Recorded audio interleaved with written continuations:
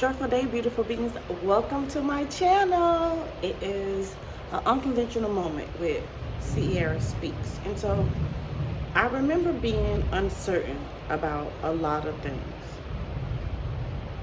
One thing my heart was certain of is that I would have been a good daughter. If I'm honest with myself, a part of me always feels like I was robbed from this experience. I feel like this earthly experience should have afforded me that opportunity. I just know that I wouldn't have messed that up being a daddy's girl. I know I would have gotten it right. I don't feel like I was able, wait, I don't feel like I was able to do what I know I could have done. I now defined this as it has added color to my picture. This gave me understanding of how being able to identify what has stood in the way with my other sisters. Even though I feel so strong about it now, I haven't shared this with them. I do anticipate talking to them about it one day. I realize that it is a key factor into us having a relationship. Y'all hear that? It's thundering outside. So, yeah. I remember being uncertain about a lot of things. And one of those things was that I felt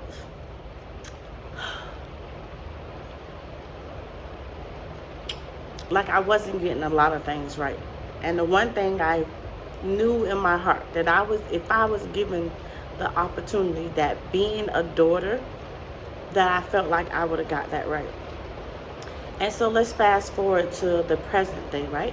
It's okay to remember the things that we've gone through if we allowed ourselves to grow through them. I've allowed myself to grow through what I just read from my second book, right? I've allowed myself to grow through that so I can talk about that. And so much I've grown through it that I am now in relationship with my biological father, and I now have the opportunity to be the thing that I thought that life had not, what I felt like life had robbed me of, and that was being a daughter. I also have had an amazing experience in being a daughter when it comes to my relationship with my mother. My mother was on drugs. She did not raise me. I was raised by her younger sister. And then there was the time that I in foster care. But I now have a relationship with my mother. So that daughter that my heart desired, I had an opportunity to be. I still have an opportunity to become. And so sometimes we don't always understand the route and why things have to go that way. Why did my mom have to be on drugs? Why was it my father that the young people in school would tease me about didn't bother, right? And had I let those things to define me and not do what I didn't even know that I was doing, is that I was still being a daughter. Because when my mom got ready to make her mind up to get off drugs, I was there. I was the person she called. I had a big enough space where I could open my doors, my house, to my mother when she was ready to change her life. So I was the amazing daughter. I was, and not amazing as if, the good and bad, but amazing in that I did not allow my emotions to dictate me wanting to be a present help for my mother or my father. Yeah, they're my parents, and yeah, you could say what they should have done for me, but I don't say that. I don't hold that perspective, because I now know, and I think I knew it then, it's just no one was okay with me understanding that my mom is just a woman. My mom too is a little girl who had her feelings hurt. My father is a little boy who has who's been misunderstood, right? Who has a pipeline to prison for him, right? Who has had the Jim Crow law silently choking him and smothering out his dreams. Like, that's my father. And so when it comes to our parents and our relationship with them, the people who the universe chose, some say the children choose the parents.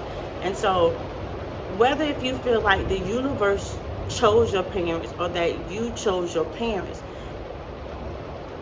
wouldn't you want to honor the universe for choosing your parents in spite of their indifferences? And then would you not want to honor your choice in choosing your parents if you're the one who chose your parents?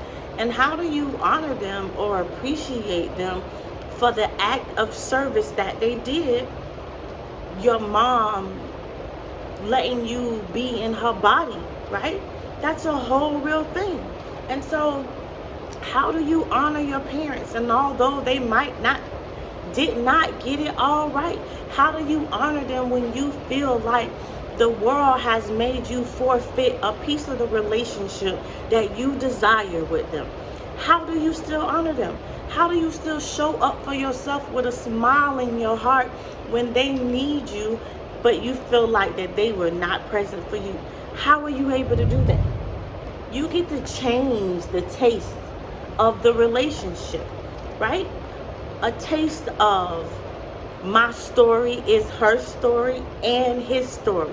So there is no way for me to live my story boldly and apologetically like I encourage myself to do, and lead by examples for others to see how to do that, if I'm not willing to forgive and get to know the good, the bad, the ugly, and the indifference of the two entities that came together because one couldn't have done it by herself, right? Your mama might have been or attempted to be mama and dad, but that's really a role that she could not do. Women, ladies, we can't be mom and dad. I'm sorry. It is something that only the man can do. That was the position, right? And if he chose to not be present in that moment, then that's for him to do. But you can't be mom and dad. Fathers, you can't be mom and dad either, right? And so what do we do when we feel like life did not dish us what we feel like we rightly deserve? What do? Do you show up? Do you complain about it? Do you allow it to give you such a bitter taste that even then how you treat your children or how you treat the person that you made children with now shows your shows how you're unpleased with them from your words, your thoughts, and your deeds? Or do you intentionally change the flavor, right? Because the present can absolutely learn from the past. And then what you will be teaching your children is that to hate the man that they have children with. What you will be teaching them is that the woman is always right, and that's not good, right? Because we need one another. It is the yin and the yang. We have the light and the dark, right? Is it that we give thanks, Job 2 and 10, I believe we give thanks to God for all the good things, but we don't have no gratefulness when it comes to the bad things, or when it comes to an unconventional lesson, or a moment where it looks like everything is falling apart and you don't know why you're there, how you got there, and how you're gonna return it back to normal, right? And so what do? I know I started this out right in the middle of it, but sometimes that's how it has to go, right? You have to be caught off guard, because when we're so prepared for life that we're not really experiencing life, we're really communicating from our trauma mode, and when we're so prepared for life that we're not experiencing life, and so you're no longer laughing and playing towards your strengths because you so busy have to be so strong and be so bold, then I really realized that we lose out on life. You lose out on those real street, those real sweet, tender, vulnerable, beautiful moments. And I know for a fact, had I hardened my heart and been angry, nasty at my mom and my dad, that I could not sit here as a proud daughter to say that I have a relationship with my mother and my father. And let me tell you a cool way how it transpired. It transpired, my relationship being prepared with my biological father came from my willingness to embrace my stepfather. This is the man that my mom used to be on drugs with. I don't know if my father did drugs or not, but this is the man that used to be on drugs with my mom. They didn't have the Beyonce wedding. She didn't have the big ring. They actually didn't physically, or what do they call it? I can't think of it. They didn't do the man-made marriage. They did life together. I watched them go from being on drugs together to being clean together. I watched what "to death do us part" really looks like. Not the big old ring and all the other stuff. No, it came with all the ugliness. But it was a beautiful picture, right? When my stepfather could no longer do the things that this strong man once used to do, and my mom had to step in, I watched "to death do us part." I watched, would you love, honor, and cherish this person through sickness and health?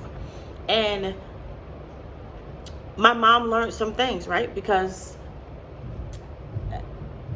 you know, it was interesting. That's a whole nother thing. Actually, I got something coming out where I'm able to talk about some of those things.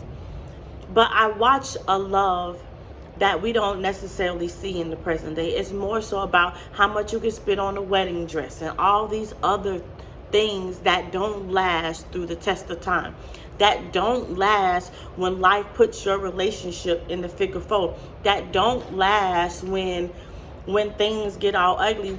You kind of know when a relationship can hold together when you've been through something. If you ain't never been through nothing, the moment your relationship hits a bump, then that's when you want to give up. But isn't that what we do to our parents sometimes? To the people that birthed us? In our childlike experience on how we can honor them when they don't ideally meet our criteria and our expectations of who they're supposed to be as parents, then we'll give up on them. I moved out of my apartment to move in with my parents. I'm telling you, I got my heart desire. I got to be the daddy's girl. I got to be the mother's girl, right? I got to build a bond with my mom. I get to call my biological father. I get to tell him that I love him. I got to tell my stepfather that I appreciate him, because his son was unable to forgive him, because when him and my mom was on drugs, his mom, my stepfather's son mom, moved him away from his father, right? Whole nother thing why women, we do those things. But nevertheless, she moved him away, and he never had a relationship with his dad. And my stepfather had to pass away and not get to see his son. He's never met his grandchildren. And we cried together because I told him that I don't know why your son isn't present. I don't know what in the world that could make us just cut our parents off. I get, because they could be toxic. Mom came with some toxicity. She was battling a lot of things. And so I create boundaries with her, and we have real conversations. But I'm not cutting her off. It's like taking a part of me away. So much of me is her, right? And as I was helping her battle and get off of drugs, I learned so much about me. You'll learn so much about yourself through your parents, and a lot of stuff that you necessarily don't have to go through if you get to just know your parents. But that's your history, right? Your rooted journey home starts with your parents. Don't you want your grandchildren to know about their history.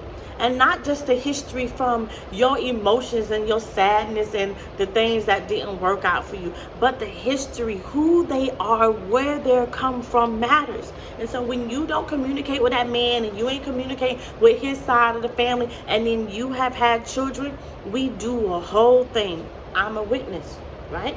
I experienced that. And so let's not do that. I don't know my father's mother and father's name, right? And so as I'm building this relationship with him, these are the things that I get to know. These are the things that we get to do when we allow ourselves the opportunity to let the present learn from the past and to not repeat old narratives. And so perhaps you was mistaught like I was. Like I felt like this little girl was on the back of this book. I was mistaught a lot of things, and maybe you were too. And just cause it wasn't left for you don't mean that it can't start with you. Thank you for tuning in to another episode of Sierra Speaks.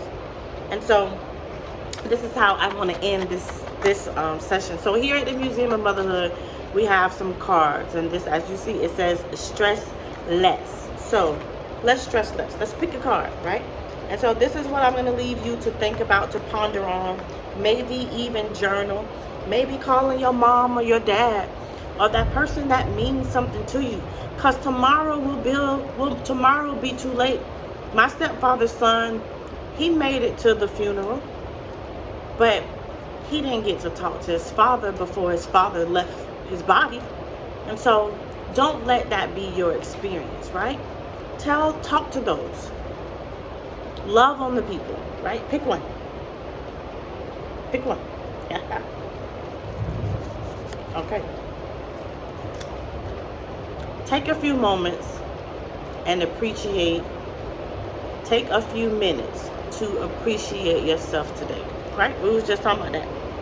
And how will you appreciate yourself?